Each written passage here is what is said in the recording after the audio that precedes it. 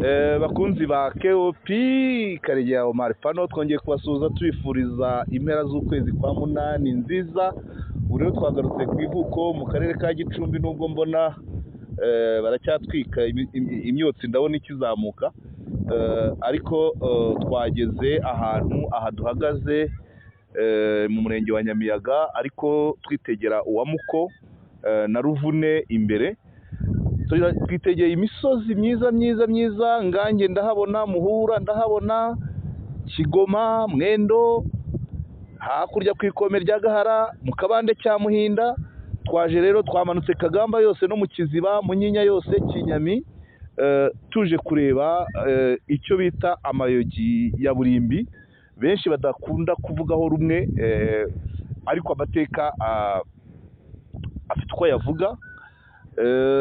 Abaturage hano twiga batubwira ko amayogi ya Burimbi ari amayogi, ngira ngo bavuga ko Ngunda bamuhaye akazi ko guhinga mbere kugira ngo bamuhe inzoga. Ubwo ndabyizeye muri commentaire, ababizi neza muzabidukemurira. Hanyuma Ngunda kugira ngo asome inzoga bamubwira kubanza guhinga, kubera ko yari umunyembaraga. Isuka ya mbere iyogi, isuka ya kabiri iyogi, iya gatatu iyogi.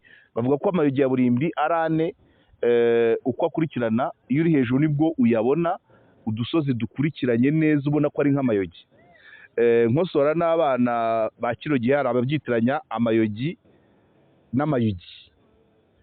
Amayugi ni ayandi intore zibyinana, abayita amayogi baba yitiranyije n'umurima, ubuhinge. Iyo abantu bari gutabira ibijumba cyangwa n'indi myaka, hari uburyo begeranya itaka bakarikoramo akantu kameze nk'akanunga, none ako kanunga bagashyiramo ifumbire, bakabateramo umugozi w'ibijumba cyangwa se bagateramo ikindi kintu. So iryo ni iyogi, naho iry'intore zibyinana ni iyugi. Amayugi, amayogi. Ubwo rero twaje gusura amayogi ya Burimbi, kubera ko ni ahantu hakabaye hapangwa uburyo hashobora abantu bakayasura mu buryo bwiza, dore hageze na kaburimbo. Twaje no gutaha uno muhanda, ni ubwa mbere nyuzemo uyu muhanda uva mu Rukomo ujya Nyagatare. Narinzi igice cya Base kugera mu Rukomo. Umuhanda urahari, noneho birashoboka ko noneho amayogi ya Burimbi yabyazwa umusaruro, bigizwemo uruhare akarere ka Gicumbi na RDB, cyane ko Vice Mayor affaire économique wa kano karere Parfait yaba abiziho. Ibintu byose ni ukujya inama. Icya mbere nuko nayo mateka atavugwa kimwe. Mu kanya abasaza tuvuganye dituza kongera kubabona bakajya kuri kamera, batubwiraga bati bivugwa ko ari Ruganzu wayahinze. Twegeye nakwibuka mu mateka ibyo twiga muri primaire, bo bakavuga ko ari Ngunda yari umuntu wari uzi kurya cyane, ariko afite n'imbaraga zo gukora. Iyo mvuze amayogi ya Burimbi ni nk'uko tuvuga Nkotsi na Bikara, nabyo ni verisiyo nayo ndaza kubabwira bambwiye. Ni nk'uko tuvuga Nkotsi na Bikara, ni nk'uko tuvuga amajanja y'imbwa za Ruganzu, ni nk'uko tuvuga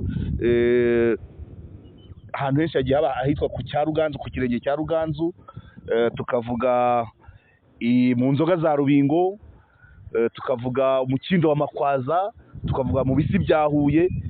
Aho hantu hose nakwita nk'ibisigaramatongo, hari uburyo bishobora kuba byabyazwa umusaruro, at least nibura ku rwego rw'akarere.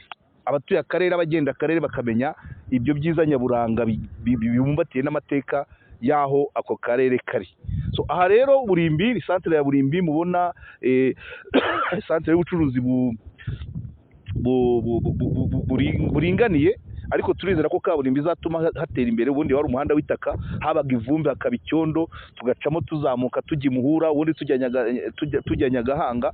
Iyi centre ya Burimbi rero nayo izagera aho itera imbere, iri hagati rero muri ayo mayogi ya Burimbi.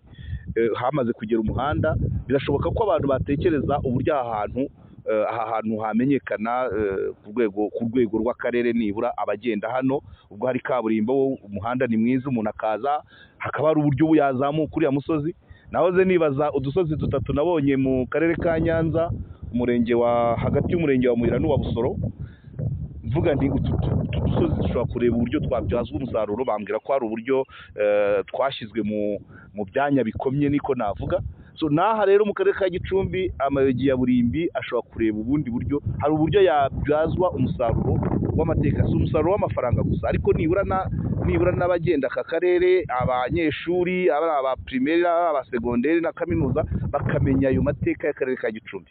Mu kanya rero umusaza arambwira ati aya mayogi manini, ngewe niko narinzi ko ariyo mayogi ya Burimbi, uri hejuru nibwo yareba neza, hari abiri manini n'irindi inyuma.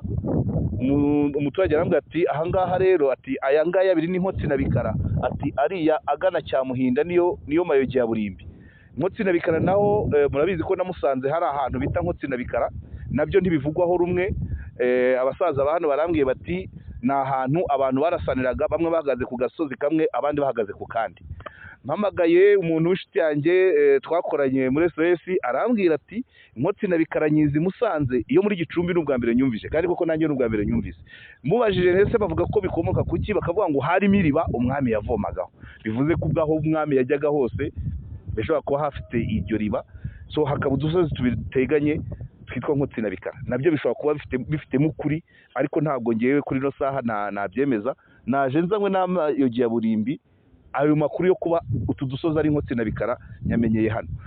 Abahazi bashobora kudufasha, abantu ba hano muri kano gace, abayoboye muri iki gice, umurenge wa Ruvune, umurenge wa Muko, umurenge wa Nyamiyaga, ba Muvunyi Jean Bosco bazadufasha muri commentaire batubwire ni iki koko aha Burimbi hahatse iki, ibintu bimenyekane, abantu bamenye ngo nuhageze ajya avuga ati ese ya mayogi ya Burimbi bavuga naya. Dore hano hari umuhanda ugenda direct Nyagatare, umuntu ugeze Burimbi ahagaze agiye gufata fanta amenye ngo aka gasozi ni rimwe mu mayogi ya Burimbi cyangwa se n'Inkotsi na Bikara, ariko iyi Burimbi niyo irimo ayo mayogi bitirira Ruganzu, abandi bakayitirira Ngunda, ariko bose ni abantu b'ibihangange babayeho. Bivuze ko bari abantu b'abanyembaraga, kuba byose bihurizwa ko ari uwahinze igisuka kimwe kikavamo iyo giringana n'umusozi. Ubundi iyo gira isanzwe ry'umuntu usanzwe aba ari akarundo gafite nk'umuzenguruko wa metero, hanyuma mu butumburuke nako kakagira nka santimetero 50, kwa kundi urundi taka ukazabona guteramo ikintu. Hano rero abo abahinzi badasanzwe, Ruganzu cyangwa Ngunda, sibye ko Ruganzu yari umwami ntiyahingaga, igisuka kimwe cyavagamo iyogi ringana n'umusozi nk'uko mureba hariya. Iyogi n'ubusanzwe n'umuhinzi umwe, iyogi ntabwo ryavamo igisuka kimwe, bisaba guhinga ukanoza. Iyo gikuritunganya ntiryafata iminota iri munsi ya 15, ariko abo bantu b'ibihangange bo igisuka kimwe yatereraga itaka hagahita hava mu musozi. Bivuze ngo yarafite imbaraga, cyangwa se n'isuka idasanzwe, itaka rikwiye rikavamo umusozi nk'utu ngutu muri kureba. So ikigamijwe KOP nk'uko dusanzwe tugenda tubasurira ahantu hadasanzwe, nuko bimenyekana amateka akaba clair, abantu bikavugwaho rumwe. Ese koko amayogi ya Burimbi ni aya ngaya abiri na ririya ry'inyuma, ni utu dusozi tunini, cyangwa se ni iyi ngiyi yo mu mubande uri hagati ya Kagamba na Muko? Niko bambwiye ngo niko akurikirana, ibyo bigasobanuka. Hanyuma tukamenya ngo ese koko amayogi ya Burimbi akomoka kuri Ruganzu cyangwa akomoka kuri Ngunda, nabyo bikamenyekana. Hanyuma n'abagenda hano bakamenya uburyo, bakamenya ko ari ayo mateka. Umuntu uri mu karere ka Rusizi wabyize avuga ko ari amayogi ya Ngunda ya Burimbi, umunsi yaciye ahangaha agiye Nyagatare akavuga ati dore ya misozi ya mayogi ya Burimbi koko, ati nanjye ndayabonye. Ngicyo rero KOP nicyo tuba tugamije kubereka imisozi myiza, dusura n'abaturage. Twabasuje ab'i Kagamba, abo mu Kiziba, abanyina w'Imana, ab'i Rutare, abamuko, abamuhura, mwese tuzagera tubasura.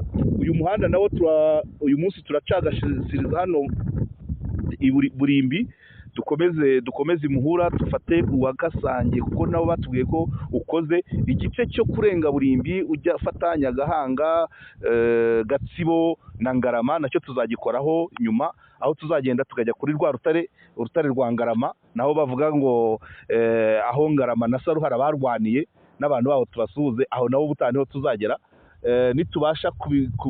Nitubibasha tugeze imuko turabereka ishyamba ry'ahantu hitwa Nyabihu ubwo ni nko mu murenge wa Ruvune, ariko abantu bazi ko Nyabihu ari mu majyaruguru, ariko hano hari umusozi witwa Nyabihu, niba atari muri muko ni muri Ruvune. Naho hari ishyamba ryiza cyane ubona ko ari ahantu hameze neza. So gusoza abakunzi ba KOP, amaguru nicyo abereho gutembera, ariko ikigaragara cyo nuko umurenge wa Nyamiyaga muri statistique berekanaga ko uri mu murenge ufite urumva akayaga keza, ariko urumva akayaga keza kara ariko uyu murenge wa Nyamiyaga ikigaragara cyo kurwanya ubukene ushobora kuba uri mu ya nyuma muri kano karere. Nyamiyaga na Manyagiro nkurikije ibyo nabonye muri statistique, ariko ibimenyetso birahari, ntabwo bavugurura. Urebye zino sina zifite amakoma y'umuhondo, biragaragara ashobora kuba ari uburwayi cyangwa se n'urutoki wari ukeneye kuvurwa igihe runaka. Iki ni kimwe mu bigaragaza ko uyu murenge uje mu ya nyuma mu kurwanya ubukene. Ntabwo igitangaza cyaba kirimo ukurikije ibihari, ukurikije imyubakire, imihingire. Korora byo basigaye borora mu kiraro ni byiza, ariko ikigaragara cyo hano nta butohagire buhagije. Hanyuma rero meya wa Gicumbi na visi meya, bari abantu batwika uriya mwotsi bahumanya ikirere, ubwo ni ukureba uburyo mwafata ingamba. Hariya ashobora kuba ari mu murenge wa Rutare cyangwa ikiri Nyamiyaga, ariko ntabwo uriya mwotsi uzamuka mu kirere muri bya bindi bituma umwuka duhumeka uhumana, mu gihe turi muri viziyo yo gushaka ko n'imodoka zaba zitarekura ibyotsi. Ntabwo iyo ku misozi sinibaza ko ubundi kera n'ikiyorero mu murima waragitwikaga bakagufata, ariko muri kano karere nagiye mbona ibiyokezo by'amakara, none ndimo ndabona n'ahandi biri gucumbeka. Icyo nacyo no kuzagishakira umuti. So mwakoze cyane rero kuri KOP na Kagaruka, tuzasubira undi munsi. Ahangaha turi ni Burimbi, urabona centre isize amarangi asa, niba amazara y'umuntu umwe cyangwa ari umuntu wese, bo barabategetse gusiga iry'umuhondo.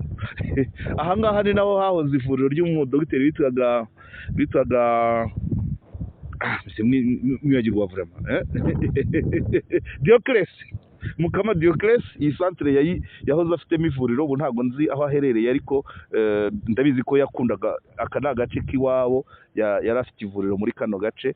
So bigaragara ko iyi centre ishobora kuzatera imbere kubera ko hageze amashanyarazi, hagera kaburimbo. Nibaza ko igisigaye ni ukujyana mu ngamba abayobozi ba hano bagafatanya n'abaturage bakiteza imbere. Mwakoze cyane.